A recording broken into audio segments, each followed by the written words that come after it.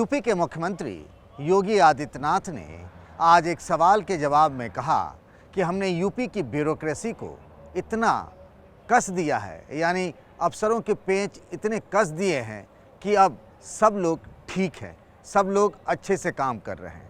उन्होंने ये भी कहा कि जब उन्हें पता चलता है कि कोई पटरी से हट गया है तो उसके खिलाफ कड़ी कार्रवाई होती है और वो लगातार पेंच कसते रहते हैं और मॉनिटरिंग भी करते रहते हैं। इसी के साथ योगी आदित्यनाथ के एक और बयान के बारे में आपको बताना चाहूँगा। जब उन्होंने बुलडोज़र को लेकर उठ रहे सवालों के बीच में एक बात कही थी और वो ये कहा था कि ये जो बुलडोज़र है वो सिर्फ पेशेवर जो अपराधी हैं उनके खिलाफ चलेगा। ये बुलडोज़र किसी गरीब की झोपड़ी या उसके दुकान पर नहीं चलेगा, और जब कभी ऐसी नौबत आई भी तो जो उस झोपड़ी में रह रहा है उनको पहले कोई विकल्प दे दिया जाएगा, उसके बाद ही वहाँ बुलडोज़र चलेगा। लेकिन सवाल ये उठता है कि 6 सालों से योगी आदित्यनाथ यूपी के मुख्यमंत्री हैं, उनकी प्रचंड बहुमत की सरकार है, फिर भी यूपी के अफसरशाही पर लगातार सवाल उठते रहे। ऐसी घटनाएं रह रह कर होती हैं और इसी में ये सवाल उठ जाता है कि यूपी के अधिकारी, यूपी के अफसर आखिर योगी जी की क्यों सुनते नहीं हैं। नमस्कार, मैं हूं पंकज झा और आप मेरे साथ देख रहे हैं अंदर की बात।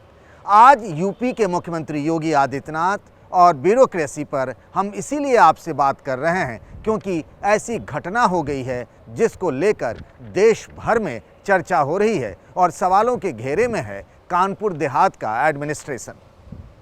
एक घटना हुई, ये घटना 13 फरवरी की है, जब कानपुर देहात, जो कि कानपुर के पास एक छोटा सा ज़िला है, वहाँ पर एक महिला प्रमिला दीक्षित और उनकी बेटी नेहा की जलकर मौत हो गई। कहानी कुछ इस तरीके की है कि अतिक्रमण हटाने के चक्कर में उन लोगों के बारे में कहा जा रहा है, यानी माँ बेटी के बारे में, कि दोनों ने खुद को आग लगा ली। लेकिन उस घटना में एक और चीज़ है कि बुलडोज़र उस झोपड़ी को गिराने के लिए गई थी। तो फिर योगी आदित्यनाथ के उस बयान का क्या, उनके उस आदेश का क्या जिसमें ये कहा गया था कि किसी गरीब की झोपड़ी पर बुलडोज़र नहीं चलेगा। योगी आदित्यनाथ का ये वीडियो, उनका बयान सोशल मीडिया में खूब वायरल हो रहा है। लोग तरह तरह की टिप्पणियां भी कर रहे हैं। आप जानते हैं कि योगी आदित्यनाथ लगातार कानून और व्यवस्था को लेकर कहते रहते हैं कि उनकी सरकार बहुत अच्छी है, उनका परफॉर्मेंस बहुत अच्छा है।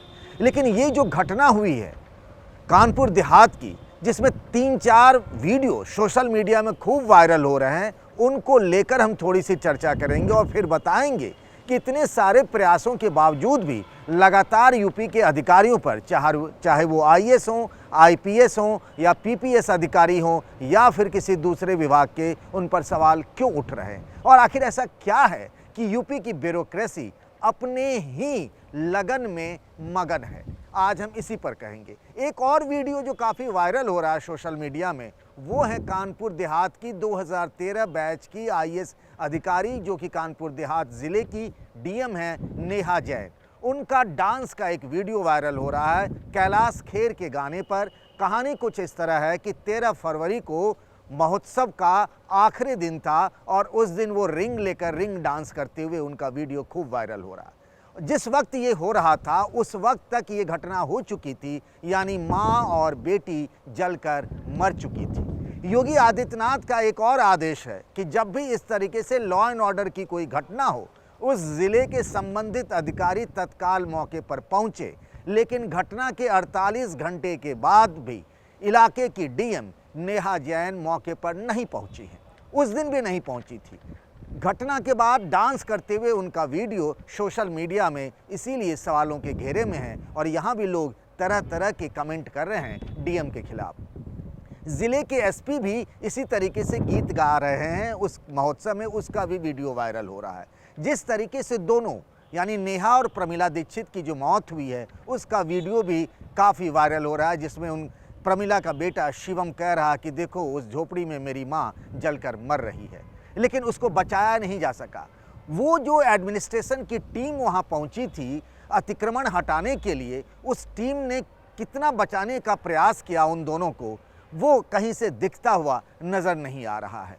सवाल इसीलिए उठ रहे हैं कि रह रह कर तो घटनाएं होती हैं और इसमें देखिए आज योगी आदित्यनाथ ने यह भी कहा कि घटना हुई, हम उसके मजिस्ट्रेटी जांच के आदेश दिए हैं। उन्होंने डीएम के हस्ताक्षर से ही जांच के आदेश हुए हैं। जब डीएम खुद ही इसमें स्टेक होल्डर हैं, यानी उन पर भी सवाल उठ रहे हैं, तो उनके डीएम रहते हुए इस पूरे मामले की निष्पक्ष जांच कैसे होगी, ये सवाल उठ रहा है। इस मामले में 2 लोग अब तक गिरफ्तार हो चुके हैं। उसमें बुलडोजर चलाने वाला दीपक और साथ ही लेखपाल अशोक सिंह, एसडीएम समेत कई लोगों पर मुकदमे भी दर्ज हुए हैं। लेकिन मांग उठ रही है डीएम को वहां से हटाने की, और वो इसीलिए लॉजिकल भी लगता है, तार्किक भी लगता है कि उनके उस ज़िले के डीएम रहते हुए आखिर कैसे निष्पक्ष जांच हो सकती है।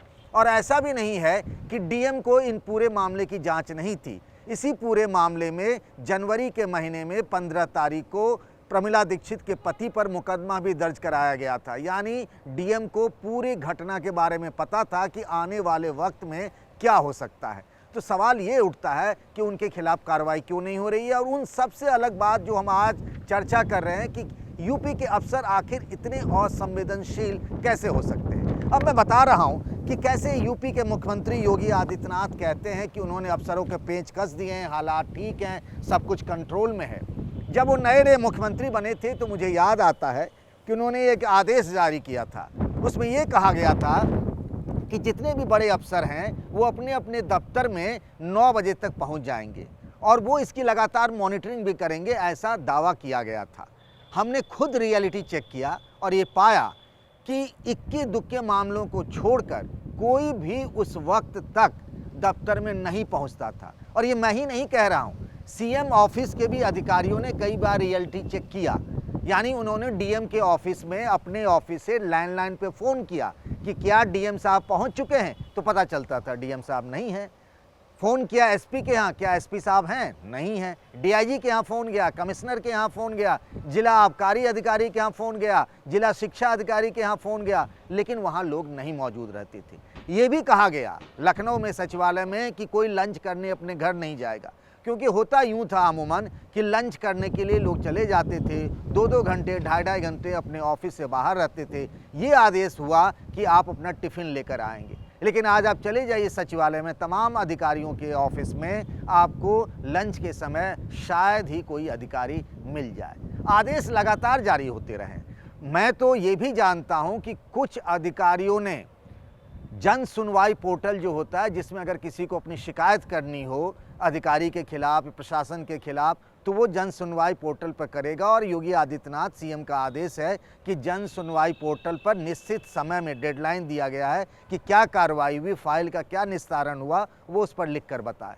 एक मंत्री जी ने खुद अपनी समस्या उस जन सुनवाई पोर्टल पर लिख दी थी। हालांकि अब वो मंत्री नहीं रहे, वो योगी के पिछली सरकार में मंत्री हुआ करते थे। आपने मंत्रियों और उनके प्रमुख सचिवों के झगड़ों के कहानियां खूब सुने होंगे। यूपी के जो डिप्टी सीएम है ब्रजेश पाठक, जब उनके हेल्थ सेक्रेटरी थे, प्रिंसिपल सेक्रेटरी थे अमित मोहन प्रसाद, तो कैसे अधिकारी उनके नहीं सुनते थे, वो कहानी आपने देखी है, आप उसके बारे में जानते हैं। ऐसा ही पीडब्ल्यूडी विभाग में मंत्री जितिन प्रसाद और उनके प्रमुख सचिव के साथ था।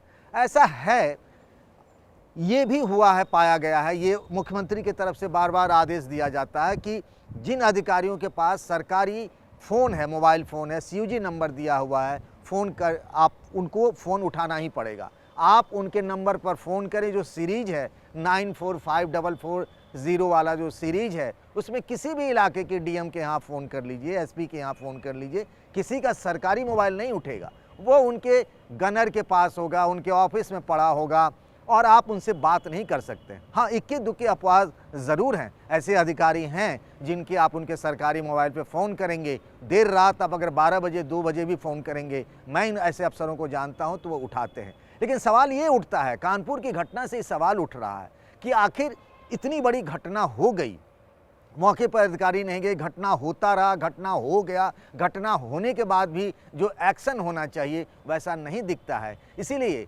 हम इस चर्चा कर रहे हैं और ये सवाल पूछ रहे हैं और ये जानना भी चाहते हैं कि आखिर ऐसा क्या हो गया है कि इनकी संवेदनशीलता या फिर जनता से जुड़े हुए मुद्दों को लेकर अधिकारियों में वो रिएक्शन या वो एक्शन टाइम नहीं होता है जैसा होना चाहिए। आखिर क्या वजह है कि योगी आदित्यनाथ ने अपनी छवि एक कड़क मुख्यमंत्री की बनाई है, एक टफ टास्क मास्टर की, इसके बावजूद भी लीक से हटकर काम होना कम ही दिख पाता है। उनकी तमाम आदेशों को अधिकारी सुनते नहीं हैं। आज के लिए बस इतना ही। नमस्कार।